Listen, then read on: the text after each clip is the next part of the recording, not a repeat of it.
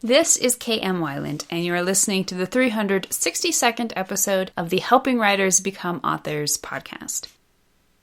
In case you missed the party last week, I'm excited to announce that I have a new writing craft book out. This one is called Creating Character Arcs, and is, I feel, an important follow-up to my previous books on outlining and story structure. The science and psychology of character arcs was a tremendous epiphany for me years ago, and they've continued to change my life on many levels, both my writing and my understanding of myself and my relationships. I believe that, after story structure itself, character arcs are the single biggest key to writing powerful stories that resonate with readers and stick with them long after they've closed your book's cover. You can, of course, find Creating Character Arcs on Amazon, Barnes & Noble, Kobo, and my own website. So here's to a lot of amazing character journeys.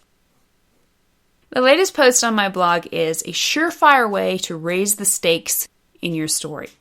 Here's how to raise the stakes in your story by laying upon your characters the burden of responsibility for the tragedies that befall them. To read the post, visit my site at helpingwritersbecomeauthors.com. And now I hope you enjoyed this week's podcast entitled How to Outline for NaNoWriMo, Part 7, How to Structure Your Story's Outline. Story outline and story structure. Are they different terms describing the same thing? This is a question I frequently receive, and the answer is no. They're completely different concepts and tools. But learning how to structure your story's outline is a crucial part of the preparation process. So, what's the difference between outlining and structuring? Outlining is a process in which you brainstorm your entire story. Structuring is a technique by which you employ accepted theories of storytelling to give your story its best shape and form. To return to one of my favorite analogies, we might say outlining is creative, while structuring is logical. This is why the outline is the perfect place to structure your story. When you use both together, they balance each other out with a blend of strengths. So if structure is one of the most important factors in the success of a story, you'd think it would make sense to start your outline by figuring out the structure of your 3 acts.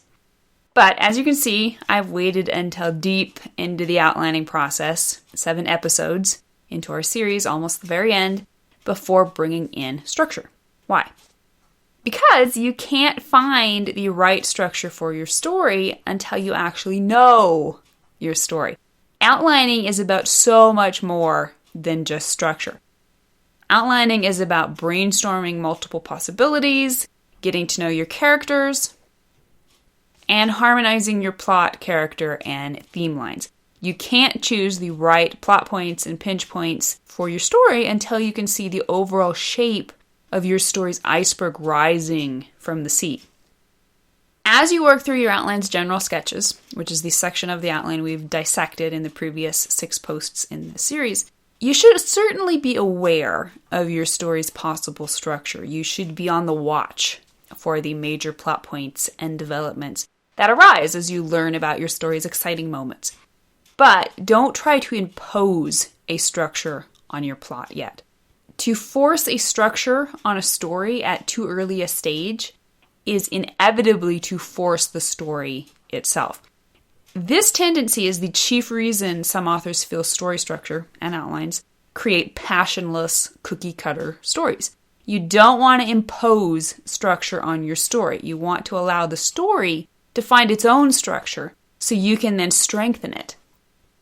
And this is why I never consciously write out my story's structure until about halfway through the general sketches. At that point, I know enough about the story to identify at least half of its major structural beats. From there, I'll spend the rest of the general sketches filling in the blanks and searching for the rest of the missing beats. The farther I get into the outline, the more structured it becomes. So, how to structure your main plot in the outline. First, the basics. We could spend years discussing the finer points of story theory and structure, and indeed, I've already written several books on the subject, including structuring your novel. But the foundational structural elements you'll want to be aware of in outlining your novel are as follows. the first act, which spans from the 1% mark to the 25% mark and presents the foundational period of setup for the story to follow. The hook, the opening moment that grabs reader curiosity. The inciting event, which officially kicks off the plot and usually begins halfway through the first act at the 12% mark. The key event, which officially engages the protagonist in the events of the plot and which usually occurs at the first plot point. The first plot point, which marks the end of the first act and the end of the story setup in the character's normal world.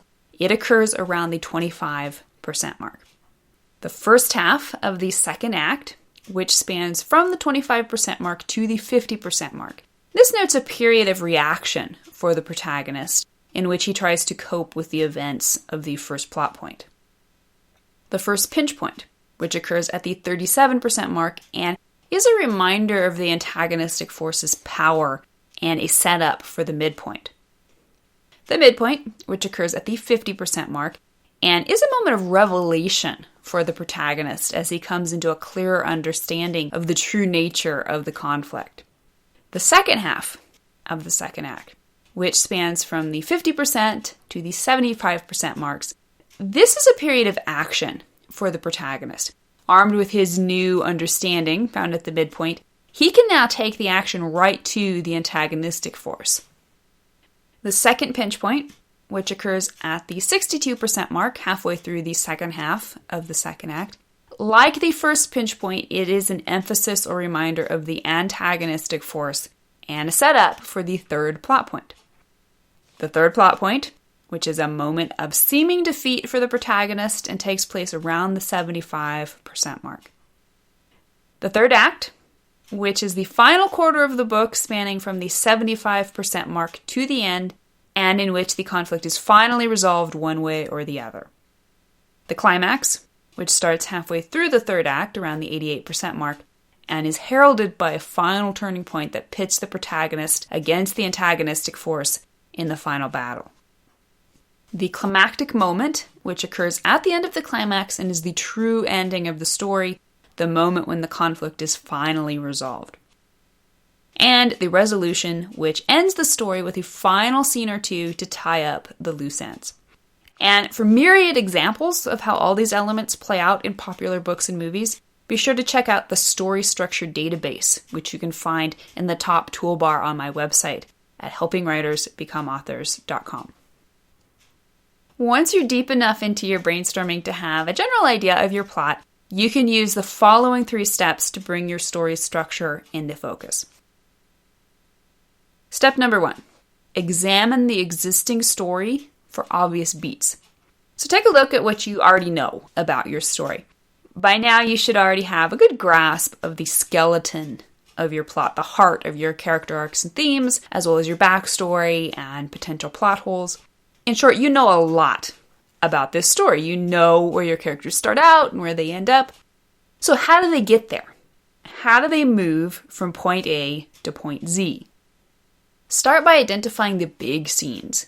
Which scenes offer the trademark set-piece action for your story? The moments readers will remember most vividly after they close the book.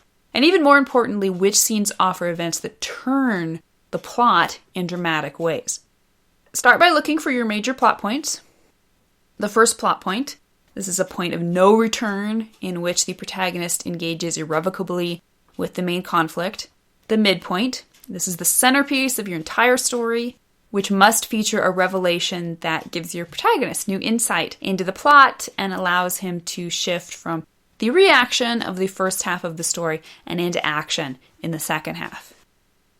And the third plot point, this is the low moment of the entire story in which your protagonist faces down death, literally, figuratively, or both. These 3 are your most important scenes. Your entire story pivots around them. Once you have these cornerstone posts in place, it becomes comparatively easy to discover the rest of your story's structure by implication. Usually you won't have to look very hard for these scenes. They should pop right out at you. They're big, they're game-changing, and usually they'll be the scenes you're most excited about writing. If you can't yet find these major structural posts, then it's likely you don't yet know enough about your story to focus on completing the rest of its structure. So if you're having trouble finding any of these plot points, ask yourself, number one, what forces your protagonist to leave his normal world and fully engage with the conflict? Number two, at what point in the middle of the story does your character begin shifting into a place of empowerment in both his inner and outer journeys? Number three, what scene completely knocks your protagonist's feet out from under him and makes him wonder if he has the strength to go on? And while you're at it, also ask yourself, number four, can you make any of these bigger, more interesting, and with higher stakes? These plot points define your story. If they're not big and impressive, your story won't be either. Step number two, write a list and make note of the missing pieces. As you start discovering the specific pieces of your story's structure, make a list. List all your major structural beats on the left side of the piece of paper, and then fill out the right side with the scenes you feel meet the respective requirements. The blanks will pop out. You may be able to fill in some of them right away, others you can make a guess at for now, and still others will provide you the next round of questions you need to start asking to start connecting the dots between your major plot points so that you can create a seamless plot. Step number three, brainstorm answers to fill in the gaps. So just as you did in the earlier sections of the general sketches, you'll now return to the technique of asking yourself lots of questions on the page. What needs to happen to fill in the blanks between your known plot points? For example, how will your protagonists first brush the main conflict at the inciting event? How will he, or a proxy, initially reject the call to adventure? How will your protagonist react to the events of the first plot point? What pinches from the antagonistic force will provide new clues and turn the conflict on either side of the midpoint?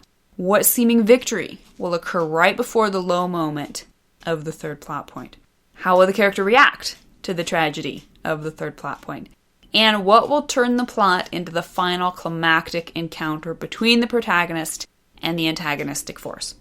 Always keep in mind that none of these structural beats exists in isolation. One must always build off those that preceded it and into those that follow. Always ask yourself, how does this plot beat affect the next one? Keep asking and answering until you completely fill out your structural checklist. Now, as you know by now, structure and character arcs are integrally linked, which I talk about in my new book, Creating Character Arcs. Your character's inner conflict will mirror the structure of the plot's outer conflict, and indeed be integrally related to and affected by it. So as you're mapping out the plot structure, you also want to be thinking about your character's arcs. When you identify an important beat in your plot, ask yourself, how does this fulfill the requirements of the character arc? How do the inner and outer conflicts affect each other to create this beat? For example, at the midpoint, the character will experience a plot-based revelation that gives him insight into the antagonistic force and allows him to start taking control of the conflict. But he must also experience a personal moment of truth within his character arc that shows him the power of the truth he's been avoiding up to this point. Sometimes these two will require separate beats, or sometimes one revelation will lead into the other. But you always want them to be two sides of the same coin. Optimally, the character shouldn't be able to have one revelation without the other. Follow this same pattern as you outline all your structural moments. How is the outer conflict driving the character's inner journey, and vice versa? As you're listing your structural beats, note the character arc beats right alongside them. Now, what about subplots? Should you also structure them in the outline? Definitely.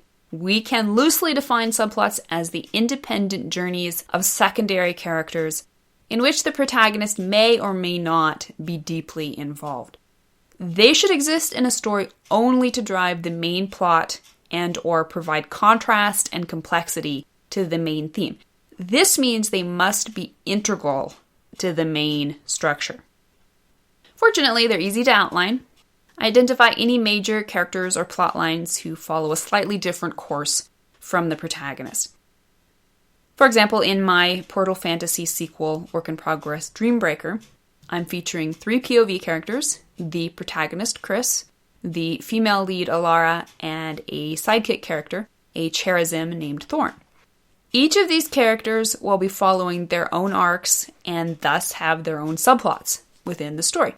This means they each need to have their journeys appropriately influenced by the main structural beats. Once you've identified your subplots and subplot characters, take a look at their roles within the main structural beats. If they are present or involved in these moments in the story, how will their character arcs be appropriately affected by them? How will the protagonist's arc affect the minor characters' arcs at these points? And if the subplot characters are not involved in the main structural beats, you'll have to create independent beats for them, but these beats must be either influencers of or influenced by the main beats. Otherwise, you have to ask yourself if the subplot is, in fact, pertinent to the story. Figuring out how to structure your story's outline is perhaps the single biggest step in the entire outlining process. This is why you'll spend a good chunk of time building up to this step so you can make the most educated decisions possible about your story. Once you've completed your structure, you will have gained a complete big picture view of your story. You will have completed the general sketches. From here, you are almost ready to start constructing your scene outline. So stay tuned. Next week, we're going to talk about the last step before your scene outline, which is character sketches. Thank you for listening to the Wordplay Podcast. To read a transcript of this episode, you can visit my website at helpingwritersbecomeauthors.com. And be sure to check back again next week.